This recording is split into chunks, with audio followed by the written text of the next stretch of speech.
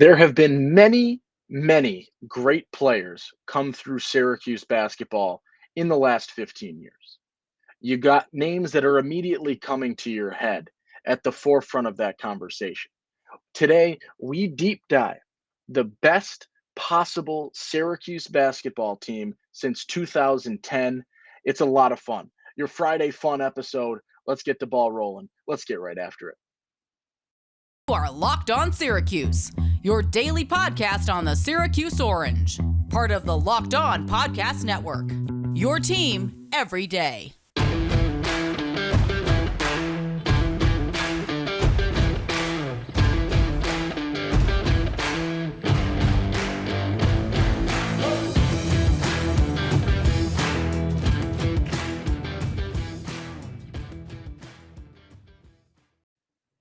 What's up? What's happening? Welcome into your Friday episode of Locked On Syracuse. And thank you so much for making Locked On Syracuse your first listen today and every day. Part of the Locked On Podcast Network. We're free and available wherever you get podcasts. I'm Owen Valentine. I was scrolling through Twitter yesterday and I came across a sort of, I don't even know what I want to call it, a bracket on Twitter. You know, they do those with the votes, courtesy of NCAA buzzer beaters and game winners, doing a sort of off-season bracket to have some fun.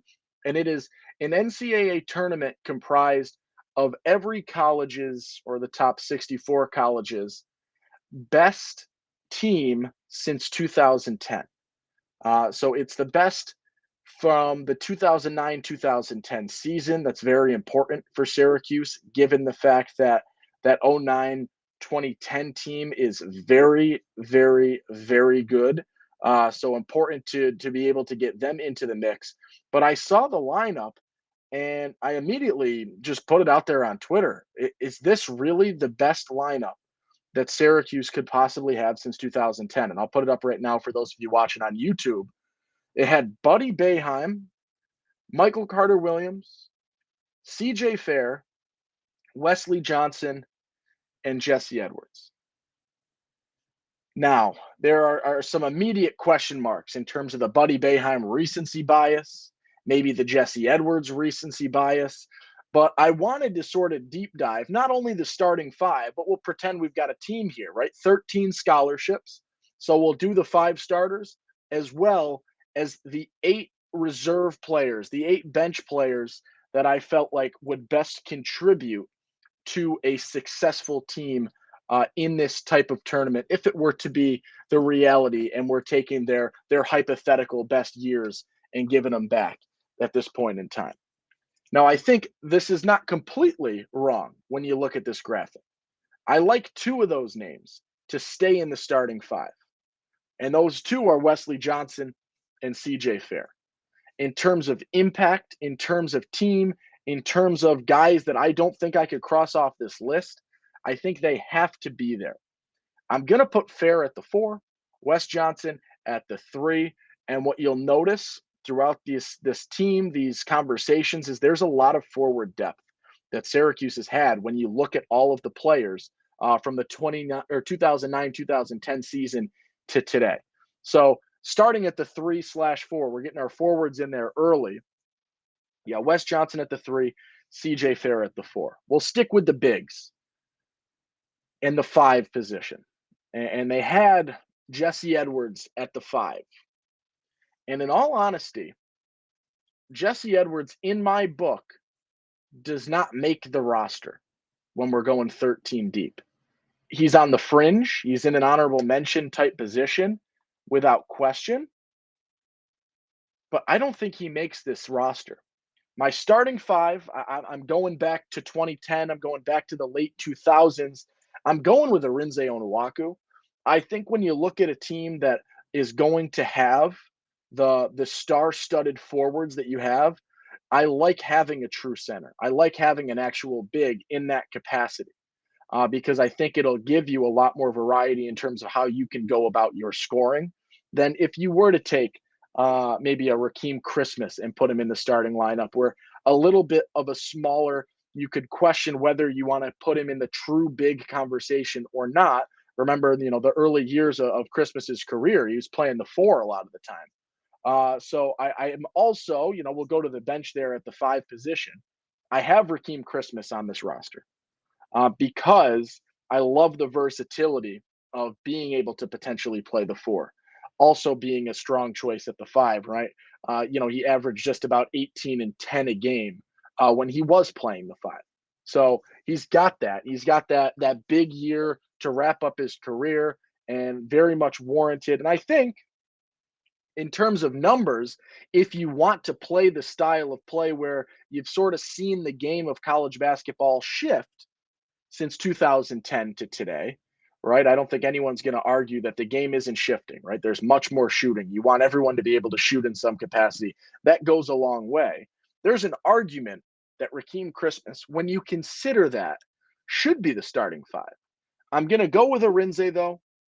Maybe it's because of what I think is left on the table with Arinze and what could have been a national championship, barring injury. I don't need to get started on that for many Orange fans by any means. But that's sort of where I fall on the 5. So right now, your starters, your 3, Wes Johnson, your 4, CJ Fair, and your starting 5, Arinze Onuaku, with Raheem Christmas coming off the bench. That's our 4 players right now. We'll go to the guards. My starting point guard is going to be Brandon Trish. I loved what he did. I think in terms of experience, in terms of composure, in terms of playing in basketball, finding success, star-studded teams, right? When you look at the era that he played in, from 2009 to 2013, there were some stars that he was playing with. Andy Routens, Wes Johnson, Onuaku, who else? Chris Joseph, Raheem, CJ Fair, Michael Carter Williams, all of these guys. And he was able to facilitate.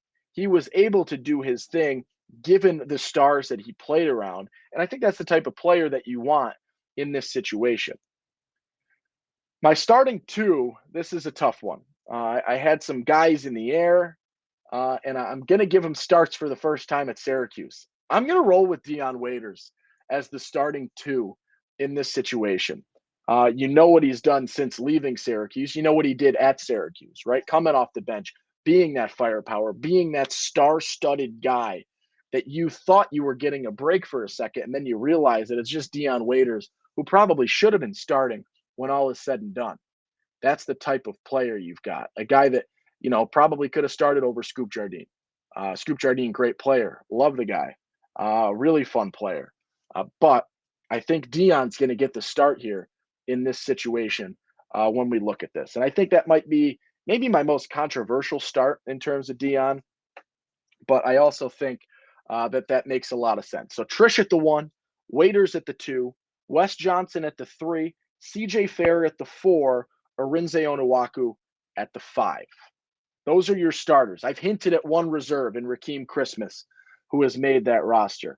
There's 7 more players that need to be named, need to be put on this roster. But before we get to that, we are going to take a quick little break and talk about our friends over at Built Bar. If you're looking for a delicious snack, but you don't want all the sugar and calories, you need the best tasting protein bar ever, Built. You got to try this. If you're like me, you want to make healthier snack choices, but you don't want to compromise on taste, I've got just the thing for you. Built Bars and Built Puffs. They're healthy. They taste amazing. Seriously, so good you won't think that they're good for you. You got to try this. But what makes Built Bars so good? They're covered in 100% real dark chocolate. That's right. It's real chocolate, and they come in unbelievable flavors. Churro, my personal favorite right here, the peanut butter brownie, and then cookies and cream. I don't know how Built does it, but these bars taste like a candy bar while maintaining amazing macros. And what's even better is that they're healthy. 130 calories, 4 grams of sugar, 17 grams of protein, and now you don't need to wait to get a box. We've been talking for years about ordering at built.com. Now you can get them at your local Walmart or Sam's Club, while you can still get those specialty flavors over at built.com. That's right. Head to your nearest Walmart today, walk to the pharmacy section, grab yourself a box of Built Bars. You can pick up a 4-bar box of cookies and cream, double chocolate, or coconut puff. And if you're close to Sam's Club, run and grab a 13-bar box with our hit flavors, Brownie Batter Puff and Churro Puff. And then you can come back here to Locked On. All right. So we're the best possible Syracuse basketball team since the 2009-2010 season. courtesy of NCAA buzzer beaters and game winners on Twitter, sort of starting that conversation. As a reminder, our starting five that we've laid out so far: Brandon Trish at the 1, Dion Waiters at the 2, Wes Johnson at the 3, CJ Fair at the 4, Arinze Onuaku at the 5. Now, we did something like this back when Matt Bonaparte was on the show. And it is funny that, 3 of those guys were starters on that 2009-2010 team, in Trish, in Wes Johnson, in Arinze, which just goes to show how good that team was prior to an injury that I don't want to talk about anymore. I've already brought it up twice. Let's move on from that. But let's get into some reserves. So Rakeem Christmas is going to be the backup center. I like the scoring. I like that he spent some time at the 4 before becoming the 5. And that versatility in today's game would go a long way in a skill set like Rakeem Christmas is, with the size, with the ability to finish like a big, but also have a little bit more in terms of the athleticism, in terms of the mobility than in Arinze Onuaku. So I think Rakeem and Onuaku will probably chop minutes pretty good.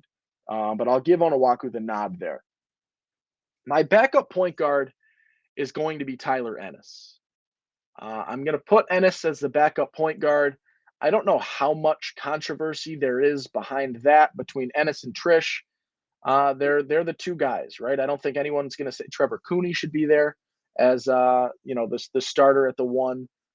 Gillen maybe.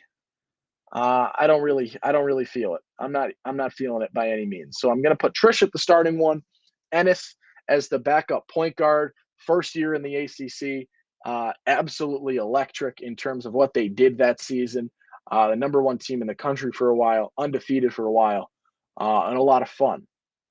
But this is where things get a little bit different. Things get a little bit different when we get to the 2. I think you got some good players that are going to get left off of this list in terms of the backup shooting guard. I'm rolling with Michael Carter-Williams, and I'm rolling with Andy Routens. I think the 3-point shooting ability of Routens goes a long way, and maybe you could say Cooney should be in that as well. I'm going to leave Cooney off of this list, and that's not a knock on him. I think I'm actually higher on Trevor Cooney than most people when I talk Syracuse basketball. But I'm going with MCW.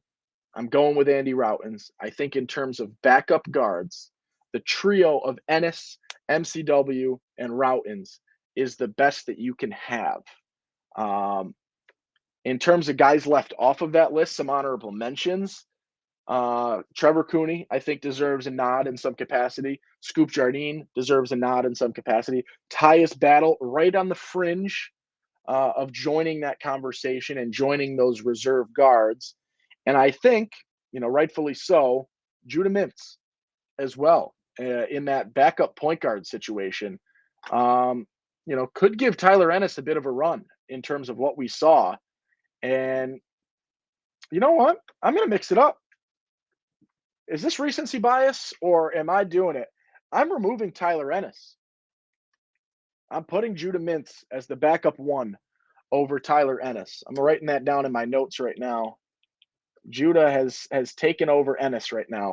I'm talking about success, getting to the hoop, flashy ability, being able to finish at the rim. I'm going to give it to Judah right now.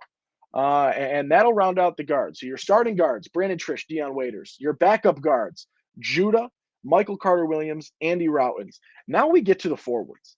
And the reserves for the forwards are absolutely loaded. And I spent a lot of time sort of trying to piece together who would get what minutes in this situation. But my 4 backups in the forward spots, plural, at the 3 and the 4, are Jeremy Grant, Michael Benajay, Chris Joseph, and Tyler Lydon. We're going to leave Marek Dolezaj off the list, as fun as that would have been to have him. We are going to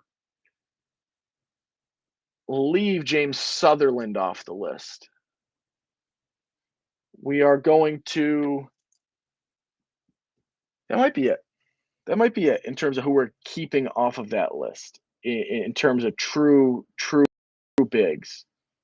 But you're leaving some guys off of that list. But I think those backups, those reserves, Jeremy Grant, Michael Benege, Chris Joseph, Tyler Lydon, are probably your most loaded backup position that you could have in terms of Syracuse basketball. They really are phenomenal in that capacity. When you look at what they were able to do in terms of statistics, in terms of, impact, in terms of things along those lines, as good as it gets in reality, as good as it gets. I will also note that Chris McCullough is not on this team. Could you argue he should be skill-wise? Yes. I'm talking Syracuse career. I'm talking what they did in Orange. I'm talking, an injury a handful of games into the season is going to remove you off my list. If you think that's wrong, let me know. But that's sort of where I land. And so that's sort of where we leave off in terms of this roster. Notably, I don't have Fab Melo on this team. Is he the next man out? Possibly. Is Ennis the next man out now that I did that switch? Possibly. I think there's a lot of ways you can go with this. But to recap, your starting five is Trish, Waiters, Wes Johnson, CJ Fair, and Arinze Onuaku. Your reserves to get us up to 13 scholarship players, it's going to be Judah Mintz, Michael Carter Williams, Chris Joseph, Tyler Lydon, and Rakeem Christmas. Now, some other ways I think this could go. Let me know. There is controversy waiting here. Right? It's hard to do this list. It's hard to do this team. Who should the starting five be? Throw it in the comments here on YouTube. Let me know. Tweet at me at LO_Syracuse. What should this starting five have been? Remember, the original pitched was Jesse Edwards at the 5, CJ at the 4, Wes at the 3, Michael Carter Williams, and Buddy Boeheim at the guards. I think you could argue Buddy Boeheim maybe, because I gave Andy Routens the nod. Could be argued for in terms of recency bias. I think I side with Routens in the long term. Your guys left off that list, right? Your honorable mentions, if you will: James Sutherland, Trevor Cooney, Scoop Jardine, Tyus Battle, Marek Dolezaj, Chris McCullough, Jesse Edwards, Buddy Boeheim you can throw on that list as well. There are some big names that are left off this list. John Gillen, Malachi Richardson, Owen. Why'd you forget about Malachi? We're going to have, I'm reworking this right now off the dome. I let Malachi Richardson slip my brain. And someone's getting cut as a result of it. And here we go. Game time decision, because I botched. Andy Routens. Andy Routens, you have been cut from the all-time 2009, 2010 to present Syracuse basketball team.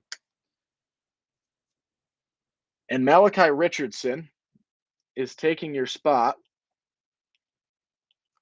And, gee, do I want to look this up right now to see if I deserve? Oh, boy. You could argue that Malachi could start at the 2. That's how big of a botch that was for me. Thankfully, I reread through those notes and realized who I left off the table. Tyler Roberson, not really, but you can mention him if you want. You want to throw Brissett in there, maybe? Elijah Hughes in there, maybe? There should be honorable mention caliber type players. But that's sort of where we'll leave it off. I'm going to keep Malachi on the bench now. I'll recap one last time. Trish, Waiters, Johnson, Fair, Onuaku, Judah Mintz, MCW, Malachi Richardson, Jeremy Grant, Michael Benege, Chris Joseph, Tyler Lydon, Rakeem Christmas round out my 13. I'm glad I caught that before I left today, because I have a feeling the comments would have let me have it if I walked away today before forgetting Malachi Richardson, or forgetting Malachi Richardson. So I'm glad we remembered that before I ended this episode. A couple of things to recap in terms of before we end the weekend here. Stay strapped in. You're going to get some weekend episodes. We'll do a little draft coverage for Saturday, maybe a little lax tournament preview come Sunday.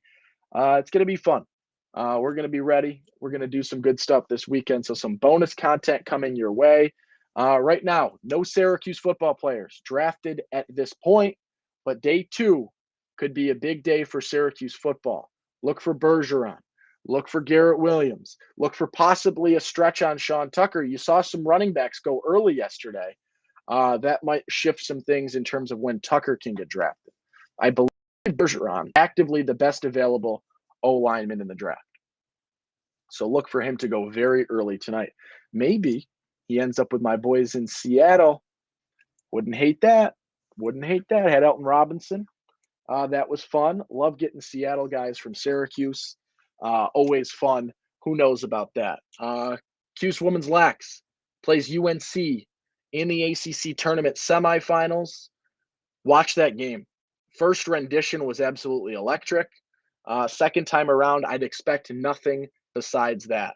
I'll say it every episode until the season's over. Get on the Cuse women's lacrosse train now while you still can. They're fun. Watch them. They're really good. They're the number 2 team in the country right now. Could argue that they should be number 1 or could have been number 1. Dropped a game to BC. But this is legit stuff. The ACC tournament in women's lacrosse is as good as it gets and is just as hard to win the ACC tournament as it is to win the national tournament in women's lax. Those are the types of games you're strapping in for. Cuse men's lax taking on Duke to close out the season tomorrow. So some fun in that. They're not in the tournament right now. They got to win that game. They need to win that game and go a long way. So some good lacrosse, definitely worth watching on the horizon. So we had some fun today, a little Fun Friday episode, talking about the best starting 5 since 2010. Throw your best starting 5 in the comments. See where we agree, see where we disagree. Did I completely miss someone? And I absolutely botched even more than I thought. Who knows? What was my worst take in that list? What was my best take in that list? Throw it all out there. Tweet at me at LO_Syracuse. Send me a DM over there as well. Whatever's easiest for you. Lots of ways to get in contact. But we'll wrap the show up for this today. Having a little bit of fun. Enjoying our Friday afternoon. This should be out pretty soon. But until then, I'm Owen Valentine. Into the weekend update or episodes. Have a great weekend. I'll see you on Monday. If you are, I'll see you tomorrow. Be kind. Have some fun. Make somebody smile today. I'm Owen Valentine. This is Locked On Syracuse. Thanks for making it your first listen today and every day. Until next time, peace.